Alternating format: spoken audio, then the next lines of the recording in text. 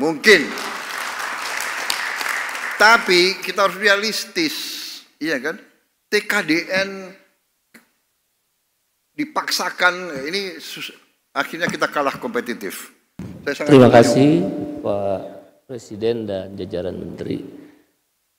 Mewakili 3 konfederasi serikat buruh yang hadir dan teman-teman yang lain, KSPI, KSPSI Andi Gani, dan Bung Eli Silaban, kami sudah mengirim surat resmi Pak ke AFL-CIO, yaitu Serikat Buruh Amerika, agar untuk membantu ada ancaman PHK bagi para buruh di Indonesia bila mana Trump sebagai Presiden Amerika memaksakan kehendaknya dalam pengenaan tarif.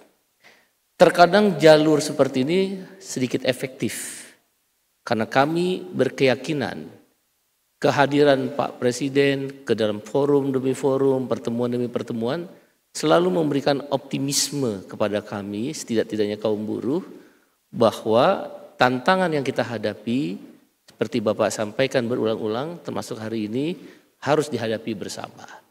Oleh karena itu dengan cara kami, surat itu kami layangkan meminta kepastian agar Trump mempertimbangkan kembali dampak kebijakannya kepada buruh di Indonesia. Dan kami adalah anggota International Trade Union Confederation dan saya salah satu pengurusnya di tingkat dunia di Brussel, di Belgia. Itu biasanya diadopsi oleh Serikat Buruh AFL-CIO dan mereka akan bikin semacam executive summary terhadap ancaman PHK di negara-negara yang dikeluarkan dengan adanya kebijakan tarif Trump. Yang kedua Bapak Presiden yang kami cintai, ini data fakta lapangan, tentu akan diuji 3 bulan ke depan. Laporan dari teman-teman serikat buruh di tingkat perusahaan, mereka sudah diajak berunding oleh beberapa pimpinan perusahaan bahwa akan ada efek PHK terhadap kebijakan tarif Trump. Tadi sudah disebut tekstil, garmen, sepatu, sawit, elektronik, dan juga komponen suku cadang otomotif. Kebanyakan dari perusahaan ini, misal di tekstil, dari catatan serikat buruh di lapangan Pak ya, di tingkat pabrik Bapak Presiden, itu mereka kan pemainnya Taiwan, Hong Kong, Korea. Mereka itu punya juga pabrik-pabrik di beberapa negara. Yang tadi Bapak sudah sebutkan, Pak Menko sebutkan, dan Bu Sri Mulyani sebutkan. Sehingga ancaman untuk memindahkan ke negara-negara itu terjadi. Maka akan terjadi efisiensi, bahkan tidak menutup kemungkinan ditutup perusahaan. Tapi baru mau diajak berunding. Oleh karena itu ancaman PHK ini kami kalkulasi, sekali lagi ini baru kalkulasi Pak Presiden, bisa jadi salah. Dalam 3 bulan ke depan di industri-industri yang menjadi anggota serikat buruh itu 50.000 lebih buruh akan terancam PHK. Tapi dengan optimisme yang tadi Bapak jelaskan dan beberapa menteri menjelaskan situasi ekonomi makro, mudah-mudahan itu bisa menghambat terjadinya PHK tersebut. Oleh karena itu izinkan kami Pak Presiden ada beberapa usulan dan saran melalui forum ini. 1, segera dibentuk Satgas PHK Pak. Jadi enggak gerabak gerubuk. Kalaulah terjadi PHK, kita sudah siap. Ada unsur Apindo, Kadin, Serikat Buruh, Kementerian Tenaga Kerja, Menko Perekonomian, dan saya sudah usulkan pada Pak Supmi Dasko, Wakil Ketua DPR, termasuk DPR. Dengan demikian Satgas ini akan berperan aktif untuk memberikan kontribusi bila mana ada potensi PHK, apa langkahnya. Dan Satgas ini juga untuk mengeliminir, mendeklinasi potensi pemogokan bila mana, sekali lagi bila mana terjadi PHK yang mengakibatkan hak-hak buruh tidak dibayar. Kami meminta harapan pada Bapak Presiden agar hak-hak buruh kalaulah terjadi PHK itu bisa dibayarkan sesuai peraturan perundang-undangan. Satgas ini sangat berperan. Yang kedua Pak Presiden, pada regulasi, pada pertemuan upah minimum kami menghadap Bapak pada waktu itu di Istana, saya sudah sampaikan langsung pada Bapak Presiden mewakili kawan-kawan buruh, regulasi itu yang akan membebani para pengusaha dan buruh terjadinya PHK di perusahaan adalah Permendak nomor 8 tahun 2020. 2024 atau 2023 saya lupa itu tentang impor itu Pak. Karena ketika nanti Cina pasarnya agak tersendat di Amerika, dia akan larikan kan impor ke negara-negara lain khususnya termasuk Indonesia. Permendak nomor 8 tahun 2003 udah disuarakan oleh banyak pihak tapi nggak dicabut-cabut. Ada apa? Pada waktu Bapak bahkan langsung menelepon Pak Zulkifli Hasan. Sampai hari ini pun nggak dicabut Pak. Mohon kiranya mungkin menjadi bahan pertimbangan dicabut segera supaya bisa menurunkan tekanan terhadap persoalan tarif ini. Kami sekali lagi optimis dengan kehadiran Bapak pada hari ini, makin optimis. Memang kita harus bekerja bersama-sama untuk bangsa ini. Dan yang terakhir renegosiasi Pak. Beberapa waktu yang lalu kami bersama Bung Andi Gani kemudian mengundang Pak Kapolri ke Brebes Pak. Ada perusahaan namanya Tahsung Pak. Dia ada dari Taiwan, Nike, Adidas, Puma. Salah satunya pasar ke Amerika. Dia akan mengembangkan sampai 25.000 karyawannya. Nah bahkan 50.000 untuk tahun-tahun ke depan. Ini dari Vietnam dipindahkan ke Indonesia. Nah tentu dengan persoalan tarif Trump ini, dia pasti akan menunda pengembangan itu. Karena dia akan mencari perusahaan Tahsung yang beroperasi di negara lain yang dampak tarif Trump ini tidak akan terasa di negara yang akan mereka pindahkan. Oleh karena itu renegosiasi menjadi penting khususnya di industri-industri persepatuan Pak. Persepatuan kita agak lumayan Pak. Nah perusahaan elektronik Pak Presiden kebanyakan itu ekspor ke Amerika misalnya seperti kelompok Panasonic, kelompok Toshiba itu ekspornya 100% ke Amerika Pak sekarang. Jadi sangat terasa sekali akan terjadi pengurangan karyawan. Kebetulan saya bekerja di perusahaan elektronik. Begitu juga suku cadang otomotif. Walaupun kita tetap optimis, tidak ada salahnya kita juga mempersiapkan diri demikian Bapak Presiden. Terima kasih. Terima kasih. Terima kasih. Silakan Pak Wijayanto dulu mungkin, habis itu Pak Aris tadi. Terima kasih banyak Pak Erlangga, Pak Prabowo yang terhormat dan dicintai Allah. Terlepas dari begitu banyak kemajuan ekonomi yang sudah kita alami, saat ini kita masih menghadapi beberapa tantangan yang konkret. Tantangan fiskal, tantangan nilai tukar rupiah, kemudian tantangan deindustrialisasi, dan tantangan penciptaan lapangan kerja itu merupakan 4 tantangan yang terbesar. Nah sekarang kita menghadapi trade war. Saya sangat sepakat dengan Bu Sri Mulyani, dengan Pak Erlangga, bahwa trade war ini adalah tantangan tambahan, tapi ini juga membawa kesempatan luar biasa bagi kita untuk memperbaiki diri. Dalam konteks melihat sisi positif dari kondisi ini, izinkan saya mewakili beberapa ekonom untuk menyampaikan 3 usulan konkret, Pak Presiden. Yang pertama, kita perlu menyegerakan melakukan deregulasi yang masif, yang total, a full-blown deregulation. Tidak seperti deregulasi yang pernah kita jalankan. Dan saya sepakat dengan Bapak, nyontek itu halal di sini Pak. Kami mengusulkan pendekatan yang disebut neck-to-neck approach, eye-to-eye, point-to-point approach. Vietnam punya apa, kita harus punya yang sama, minimal mendekati. Syukur-syukur lebih baik dari Vietnam, sehingga kontrolnya mudah Bapak Presiden. Di Vietnam tidak ada premanisme di kawasan industri, kita harus wujudkan itu. Di Vietnam tidak ada polisi di pasar modal, polisi itu di kawasan industri, kita wujudkan itu. Di Vietnam izin usaha cepat, beli tanah murah, mudah, kemudian TKDN fleksibel. Ada begitu banyak poin Pak Prabowo yang menurut saya kita harus copy. Tidak perlu benchmark dengan banyak negara, satu saja Vietnam untuk mempermudah. Itu usulan yang pertama kami Bapak.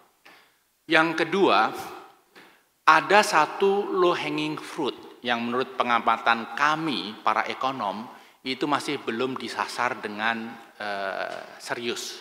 Apa itu? untuk low hanging fruit Ya, ya. yang belum menjadi fokus kita secara sangat serius, yaitu sektor manufacture, Pak Presiden. Sebelum COVID, output dan utilisasi sektor manufacture itu sekitar 75%.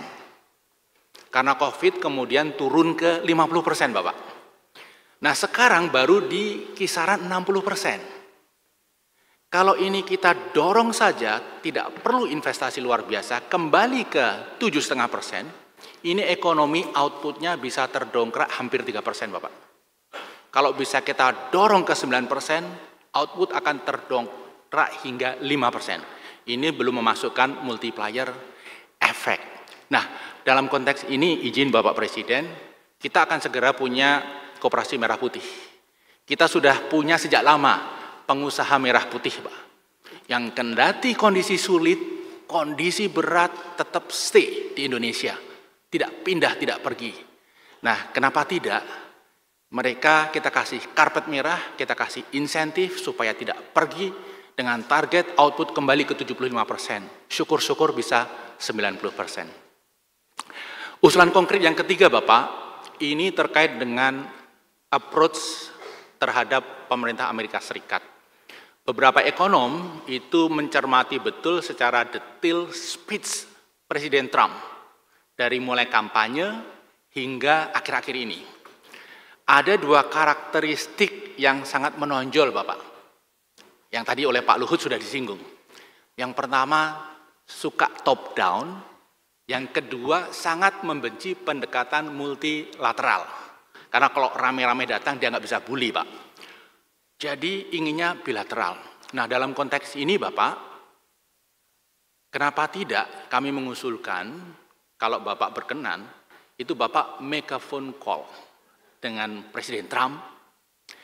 Ini nanti insya Allah, Bapak, kami yakin akan membantu para menteri yang Bapak utus, Bapak tugaskan untuk negosiasi dengan counterpart di Amerika. Karena gaya Presiden Trump yang top down. Kemudian yang kedua tentang pendekatan multilateral, kami juga boleh dipersingkat, Pak. Ya, mempunyai analisis. ASEAN itu sangat diverse, ada yang kena tarif 10%, ada yang 49%, menyatukan interest mereka tidak gampang, sehingga kami mengusulkan idealnya kita menggunakan jalur mandiri, Pak, supaya juga menghindari ketidaksukaan Presiden Trump dengan pendekatan kita. Itu Bapak, 3 usulan konkret kami. Terima kasih sebelumnya. Terima kasih. Terakhir ya, Pak Ristadi, 2 menit. Baik, terima kasih. Assalamualaikum warahmatullahi wabarakatuh.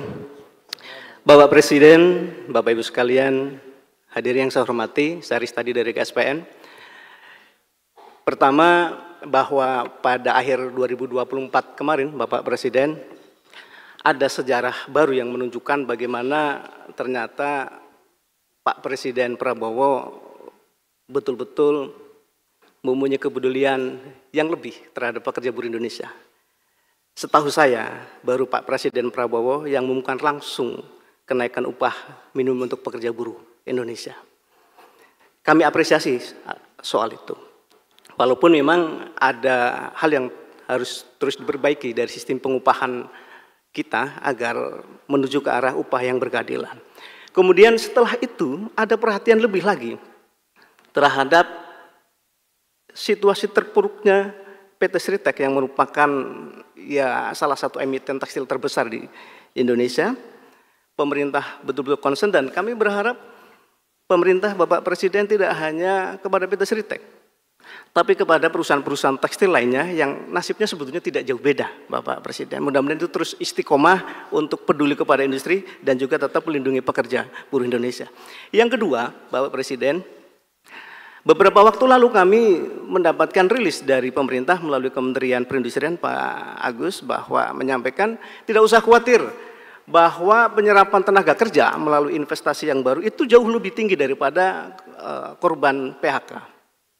Ingin kami sampaikan Bapak Presiden bahwa penyerapan tenaga kerja untuk investasi-investasi baru itu menyerap tenaga kerja yang angkatan kerja baru Pak Presiden, yang fresh graduate. Sementara korban-korban PHK teman-teman kami yang akhir-akhir ini banyak ter-PHK itu bukan di segmen itu. Maka ini juga harus menjadi perhatian serius, dan yang terserap di investasi baru itu hanya beberapa orang saja untuk pengalaman-pengalaman tertentu.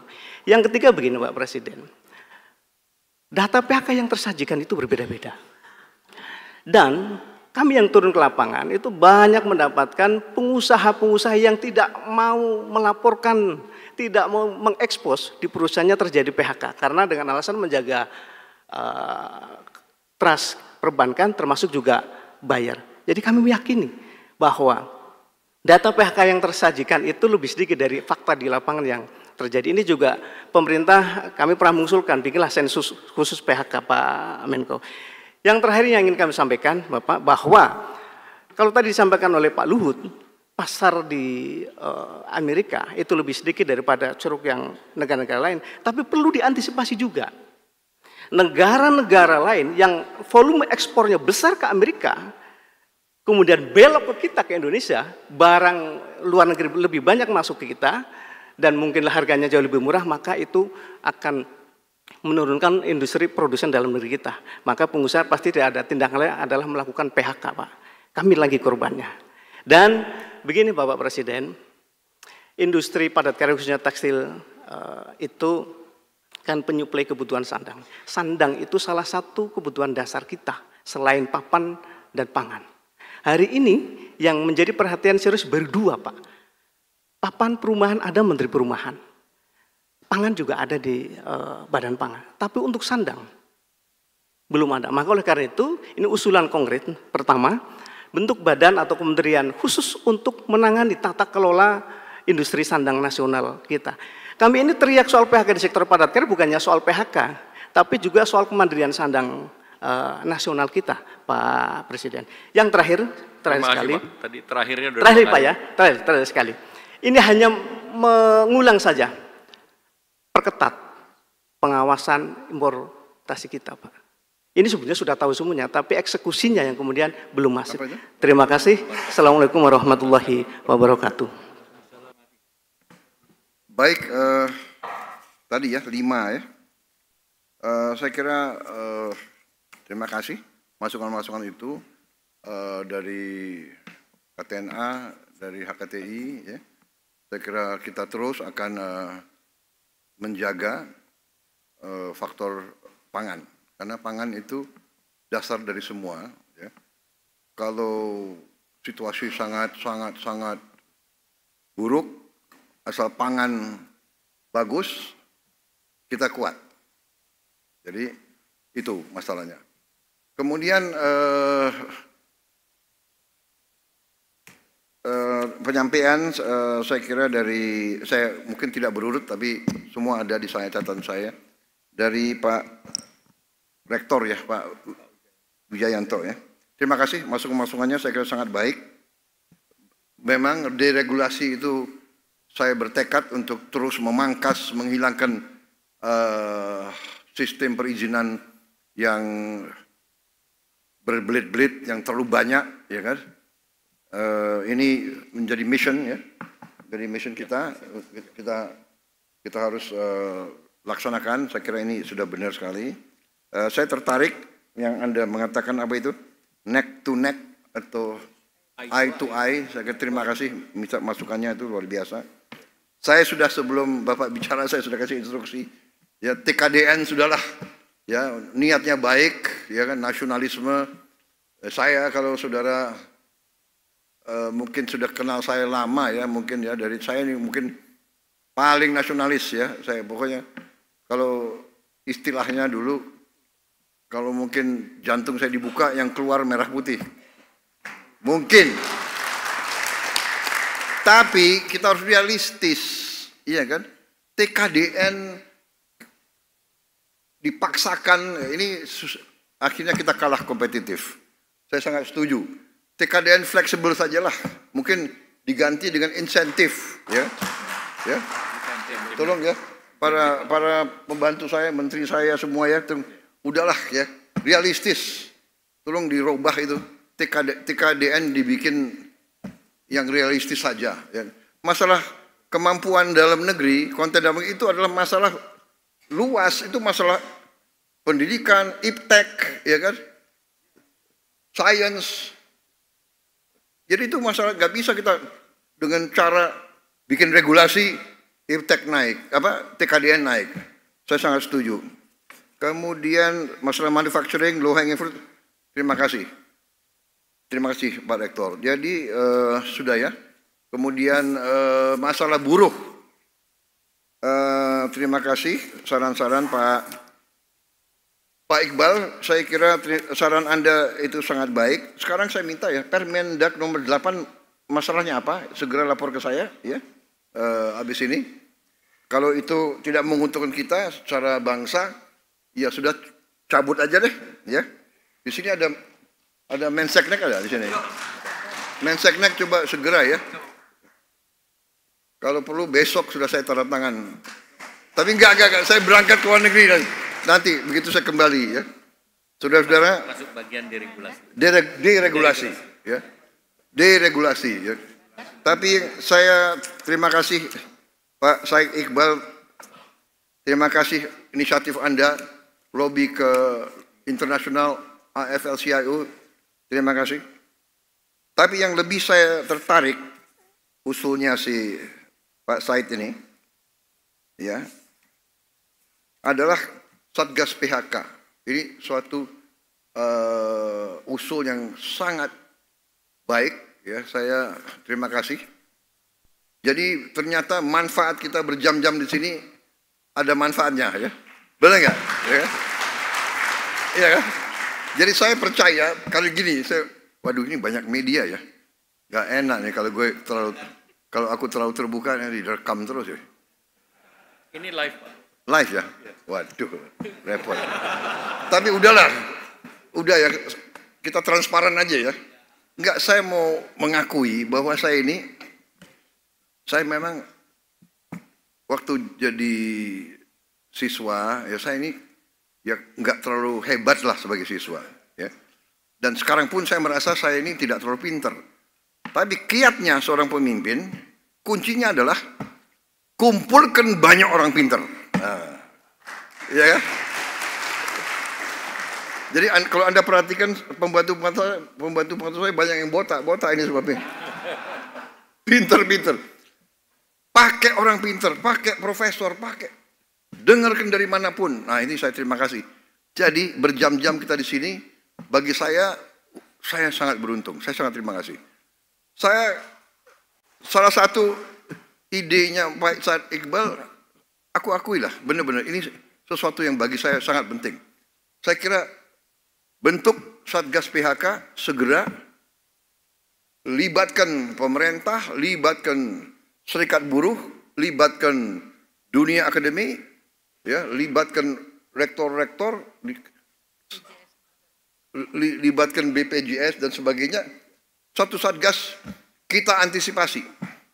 Tapi saya ingin yakinkan ya kepada seluruh unsur serikat buruh, saya sangat yakin, saya sangat berkeyakinan, percaya saya dengan Pancasila dan Undang-Undang Dasar 45. Negara kita harus dikelola sebagai suatu keluarga. Jadi kalau ada buruh yang terlantar, itu harus kita bela, harus kita urus dengan sebaik-baiknya. Dan pemerintah kita sudah memikirkan, pemerintah sebelum saya juga sudah memikirkan. Kita punya BPJS tenaga kerja yang sekarang bisa memberi bantuan yang tadinya hanya 3 bulan, sekarang 6 bulan. Iya kan? Di RUT ada di sini BPJS. Iya kan? Jadi kalau memang terlantar, kita akan lindungi, kita akan bantu.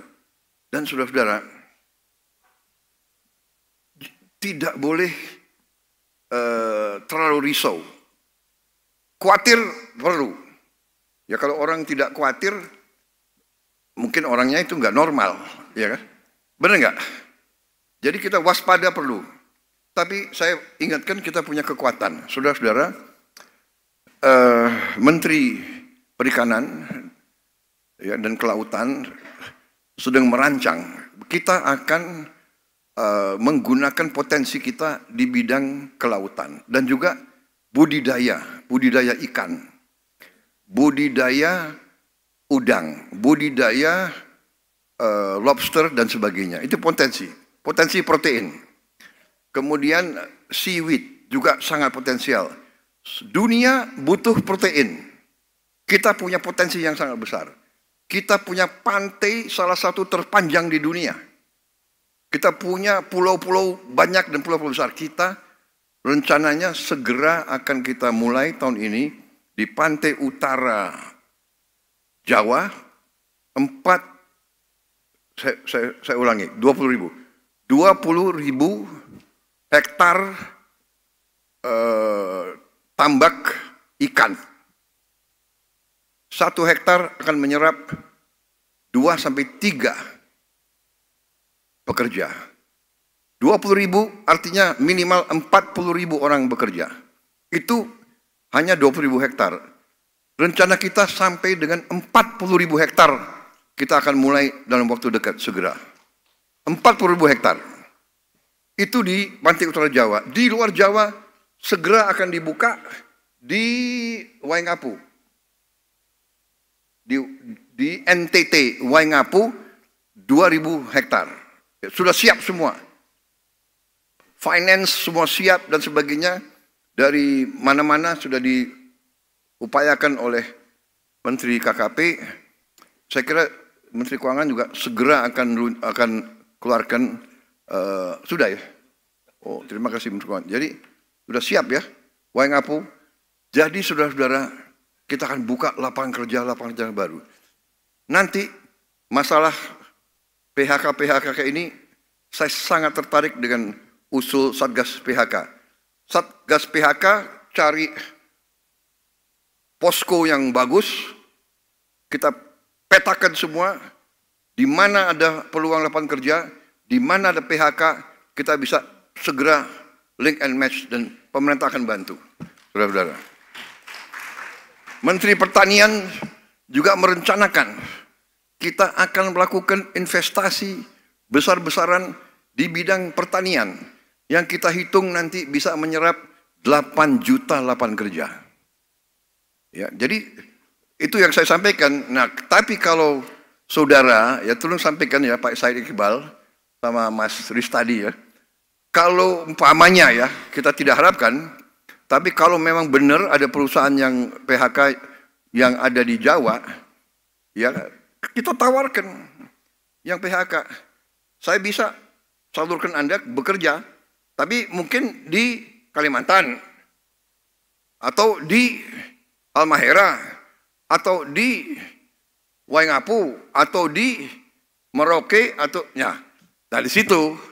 Oh enggak mau, saya hanya mau di Brebes. Ya nggak bisa dong, begitu ya kan? Karena saya lahir di Tegal, kalau bisa saya kerjanya di Tegal saja. Kalau bisa di kecamatan ini, ini, iya kan? Sekarang percaya, saya lihat daerah-daerah sekarang sudah banyak maju, benar nggak?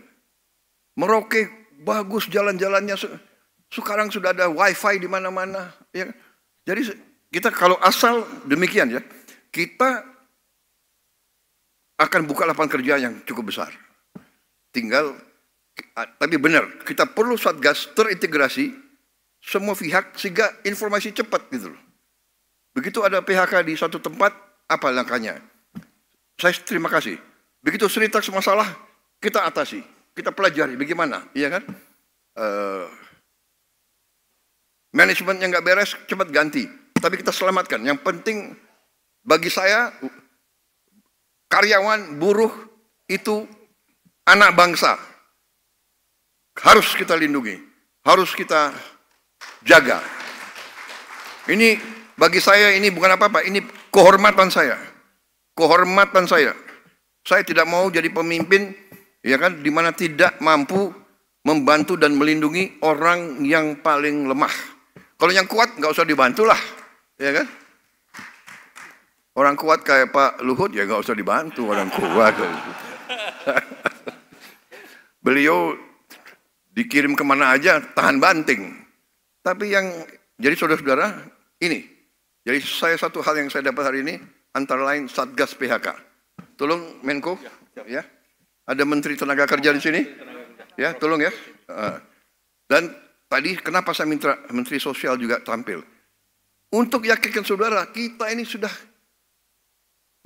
benar-benar kalau kita buka sekarang mungkin di seluruh Indonesia, di seluruh dunia, we are the real welfare state. Kita salah satu welfare state yang mungkin paling kuat di dunia.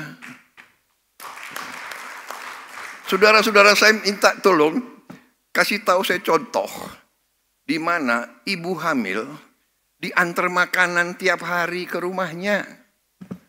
Ada nggak? Coba di Eropa ada nggak? Nggak ada. Ibu hamil diantar makanan tiap hari, dan kalau Sabtu Minggu dia diantar bahannya ya. Ini luar biasa ini. Pak Dadan, saya heran juga. Untung saya pilih Anda jadi kepala BGN. Anda profesor ya? Oh belum. Doktor tapi. Apa? IPB. Orang IPB hebat-hebat rupanya nih. Gubernur BI katanya IPB juga ya? Oh, UGM. Ya nggak apa-apa. Saudara-saudara, ya, jadi Satgas PHK sesuatu, kemudian tolong sampaikan, saya terima kasih. Bagi saya industri pertekstilan itu harus kita selamatkan dan kita jaga, ya kan? Makanya informasi sangat penting. Laporkan kalau ada yang goyah, karena gini, ternyata ada perkembangan dunia. Sekarang tekstil, ya pabrik tekstil yang modern, oke, dia bisa bikin garment, bisa bikin tekstil ya, tapi ada namanya tekstil baru. Bisa juga bikin jaring penangkap ikan. Nah, ini potensi luar biasa, ya kan? Dan ini nilainya tinggi. Karena penangkap ikan itu mungkin tiap 2-3 bulan harus ganti. Karena dia di laut nangkep sekian ton tiap hari. Jadi jaring penangkap ikan potensi. Kemudian tenda, sekarang bencana alam di seluruh dunia, tenda sangat penting, ya kan? Tentara butuh tenda, tentara butuh macam-macam tekstil. Jadi ini harus kita perhatikan, tapi tentunya di sini peran daripada badan terintegrasi dari semua stakeholder supaya informasi cepat. Ya, teknologi kita dengar di mana? Ada teknologi untuk bikin jaring penangkap ikan. Dan bagaimana ininya cari? Ke India, cari kemana? Kita lihat ada perkembangan apa? Ke arah mana sekarang? Membuat sekarang rumah murah prefab dari bahan sampah bekas umpamanya.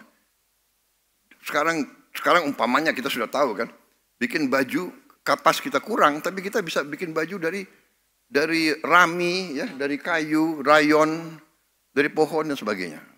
Ya, jadi itu tanggapan saya. Terima kasih saya Iqbal, terima kasih saudara-saudara sampaikan. Ada yang belum saya jawab? Sudah semua? Baik, sekarang waktu jam berapa? 17.20. Masih ada yang mau tanya? Saya bisa kasih waktu 30 menit lagi.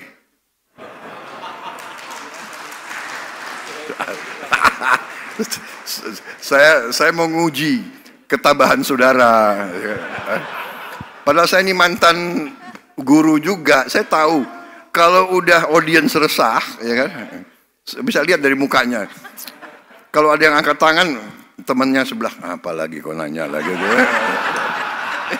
Iya kan? Benar kan? Benar nggak? Benar nggak profesor ya? Rektor, iya kan? Benar nggak? Sudah lagi apa lagi? Ini jangan-jangan presiden minum kopi terus gitu ya.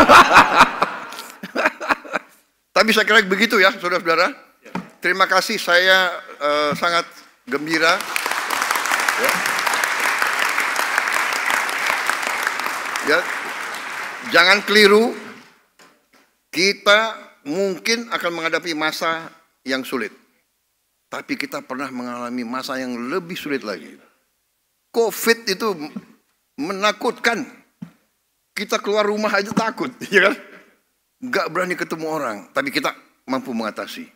Karena kita bersatu. Jadi Indonesia Incorporated, pengusaha, buruh, pemerintah, akademisi, guru, dokter, kita sama. We are in it together. Kita satu keluarga besar, kita akan atasi bersama. Saudara-saudara, yang kuat, gunakan kekuatan. Kuat tenaga, kuat uang, kuat ilmu, kuat ide, kuat pakai bersama. Ya. Saya nggak menduga kok Said Iqbal bisa kasih gagasan yang hebat. Kok biasanya di atas truk komando teriak-teriak gitu. Waduh. Mungkin karena udaranya dingin. Udaranya dingin juga. Tapi terima kasih. Berarti apa? Anda ikut bertanggung jawab, ya kan? Kita akan atasi bersama. Terima kasih. Selamat berjuang sampai kita jumpa kembali. Wassalamualaikum warahmatullahi wabarakatuh. Terima kasih. Ya. Terima kasih.